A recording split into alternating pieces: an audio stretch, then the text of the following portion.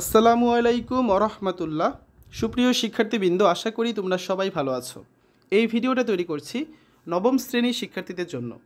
2024 সালে নবম শ্রেণীর বিজ্ঞান অনুশীলন বইয়ের ষষ্ঠ অধ্যায়ের শরীর নামের অবিশ্বাস্য যন্ত্র এর প্রথম সেশনের 69 এবং 70 পৃষ্ঠার সমাধান নিয়ে আজকে আমরা আলোচনা করব। যারা এখনও অন্যান্য বিষয়ের ভিডিওগুলো দেখোনি তারা আমাদের চ্যানেলের প্লেলিস্ট অপশন থেকে ঘুরে আসতে পারো।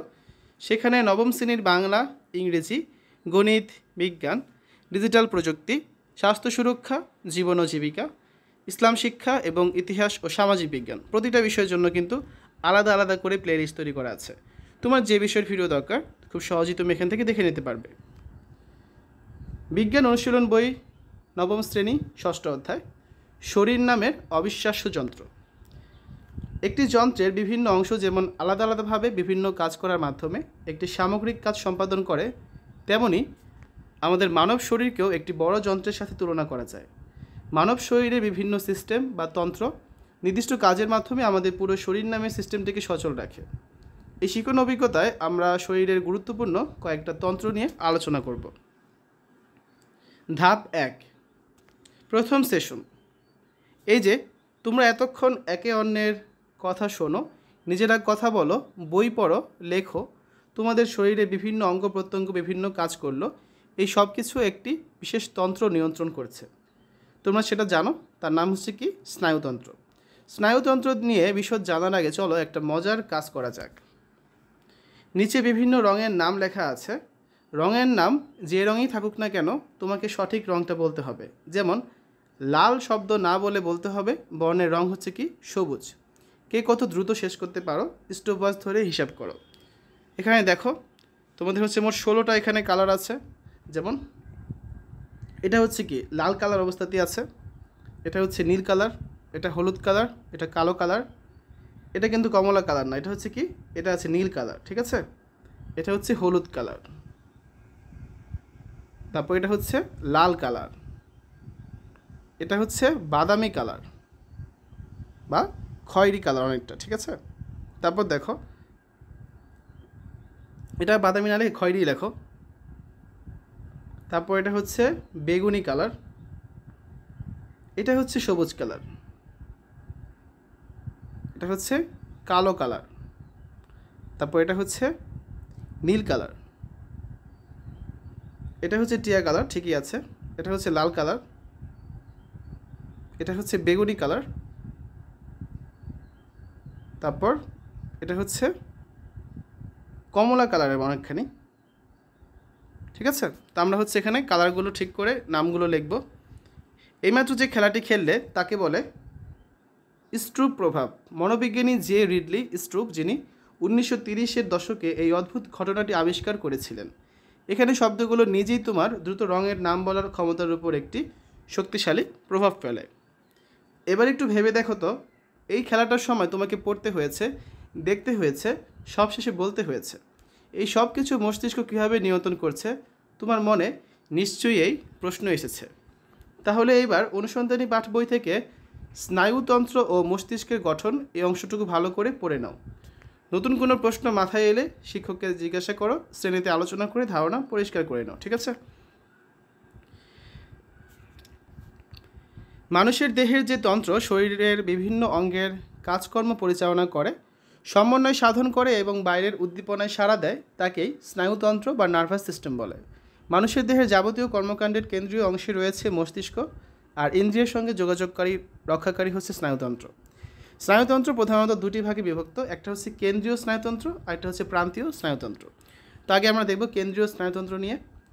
মস্তিষ্ক এবং মেরুরজ্জু বা সুষুম্না কাণ্ড বা স্পাইনাল কর্ড দিয়ে কেন্দ্রীয় স্নায়ুতন্ত্র গঠিত। মস্তিষ্ক কর্টিকার ভেতরে এবং মেরুরজ্জু মেরুদণ্ডের ভেতরে সুরক্ষিত অবস্থায় থাকে। মস্তিষ্ক বা ব্রেন সম্পর্কে একটু জানি। মস্তিষ্ক মেরুরজ্জু বা স্পাইনাল কর্ডের উপরে কর্টিকার মাঝে থাকা কেন্দ্রীয় স্নায়ুতন্ত্রের স্ফীত অংশটি। মানুষের মস্তিষ্ক শরীরের সবচেয়ে গুরুত্বপূর্ণ অঙ্গ। মস্তিষ্ক স্নায়ুতন্ত্রের পরিচালক, এটি শরীরের প্রতিটি অংশকে নিয়ন্ত্রণ করে। শুধু তাই নয়, এটি মানুষের অনুভূতি এবং চিন্তাকেও নিয়ন্ত্রণ করে। একজন পূর্ণবয়স্ক মানুষের মস্তিষ্কের ওজন 1.4 কেজি। মস্তিষ্ক 3টি অংশে বিভক্ত: সেরিব্রাম, স্টেম এবং সেরিবেলাম। সেরিব্রাম, মস্তিষ্কের উপরের সবচেয়ে বড় অংশটি সেরিব্রাম। সেরিব্রামের ডান ও বাম অংশ দুটি সম্পূর্ণভাবে বিভক্ত। দুটি অংশের মাঝখানে বিভেদক খাঁজ থাকায় এই বিভক্তি ঘটে। এই দুই ভাগকে সেরিব্রাল হেমিস্ফিয়ার বলা হয়। সেরিব্রামের ডান ও বামে হেমিস্ফিয়ারের মধ্যে খাঁজ থাকলেও এই দুটি অংশ একগুচ্ছ নিউরন দিয়ে সংযুক্ত থাকে, যার নাম হচ্ছে কর্পাস ক্যালোসাম। সেরিব্রামের উপরে অনেক রকম খাঁজ এবং ভাঁজ রয়েছে। সেরিব্রাম আমাদের চিন্তা চেতনা, জ্ঞান, স্মৃতি, ইচ্ছা, বাকশক্তি ও ঐচ্ছিক পেশী কার্যকলাপ নিয়ন্ত্রণ করে। তাছাড়া কোনো উদ্দীপকের প্রতি কী ধরনের সাড়া দেবে সে সিদ্ধান্ত নিতে সাহায্য করে। এরপর আছে কি স্টেম। মস্তিষ্কে যে অংশটি স্পাইনাল কর্ড বা মেরুরজ্জুর সঙ্গে যুক্ত থাকে তাকে স্টেম বলে। মানুষের শরীরে যে কাজগুলো নিচ থেকে ঘটতে থাকে, যেমন হৃদস্পন্দন, শ্বাস প্রশ্বাস, ক্ষুধা, তৃষ্ণা, তাপমাত্রা ইত্যাদি, এই স্টেম নিয়ন্ত্রণ করে থাকে। ঠিক আছে, চিত্রে দেখতে পাচ্ছ তোমরা একটা মস্তিষ্কের লম্বচ্ছেদ দেওয়া আছে, যেখানে বিভিন্ন অঙ্গগুলোর বা বিভিন্ন অংশগুলোর নাম দেওয়া আছে। সেরিবেলাম, স্টেম, তারপর কি শ্রবণে কাজ করে, স্মৃতি এবং শিক্ষা, ঘ্রাণ, কথাবার্তা, আবেগ এবং ব্যক্তিত্বে কাজ করে এই জায়গাটা। এগুলো সেরিব্রামের কাজ, স্পর্শ, চলাফেরা এবং দৃষ্টি। ঠিক আছে, সেরিবেলাম মাথার পেছন দিকে স্টেম এবং সেরিব্রামের মাঝখানে রয়েছে সেরিবেলাম। এটি দেহের পেশির টান, নিয়ন্ত্রণ, চলনের সমন্বয় সাধন, দেহের ভারসাম্য রক্ষা, দৌড়ানো, লাফানোর কাজ, জড়িত পেশিগুলোর কার্যাবলী নিয়ন্ত্রণ করে। মস্তিষ্ক থেকে 12 জোড়া কর্টিক স্নায়ু বের হয়ে মাথা, ঘাড়, মুখমণ্ডল, মুখগহ্বর, জিহ্বা, চোখ, নাক, কান ইত্যাদি অঞ্চলে ছড়িয়ে পড়ে। এর স্নায়ু খাদ্য গলাধকরণ এবং হৃৎপিণ্ড, ফুসফুস, গলবিল ইত্যাদির কিছু কাজ নিয়ন্ত্রণ করে। তাছাড়া এই স্নায়ুগুলো শ্রবণ এবং ভারসাম্য রক্ষার মতো গুরুত্বপূর্ণ কাজের সঙ্গেও জড়িত। মেরুরজ্জু কর্ডের পেছনে অবস্থিত ছিদ্র থেকে বের হয়ে মেরুদণ্ডের ভিতরে দিয়ে সুরক্ষিত অবস্থায় কটিদেশ পর্যন্ত গিয়েছে। মেরুদণ্ডের হাড়ের মধ্যবর্তী ছিদ্র দিয়ে মেরুরজ্জু থেকে 31 জোড়া মেরুরজ্জীয় স্নায়ু বের হয়। এসব ঘাড়, গলা, বুক, পিঠ, হাত ও পায়ের স্নায়ু। এবার আমরা দেখব প্রান্তীয় স্নায়ুতন্ত্র নিয়ে।